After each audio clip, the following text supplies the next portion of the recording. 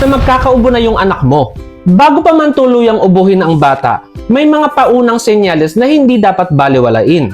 Isa sa unang signs ay paulit-ulit na pag-clear ng throat o parang may kating tunog sa boses. Minsan, makikita mong parang kinakalikot niya yung lalamunan niya o madalas siyang mag-lip purse na parang may naiipon sa loob ng bibig. Pangalawa, runny nose na may kasamang postnasal drip.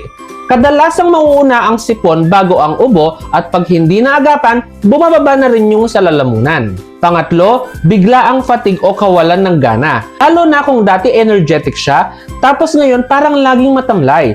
Pang-apat, mild fever at mainit yung batok.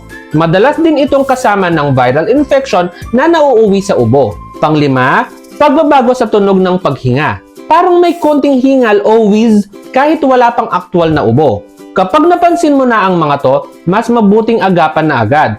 Bigyan ng warm fluids, palakasin ng resistensya, at kung lumala, agad magpa-check up. Mas mainam ng maagapan kaysa gamutin pag malala na. Comment ubo kung concern ka rin sa ganitong mga sintomas at i-share ito sa mga kapwa mamis na gustong protektahan ang kanilang mga anak.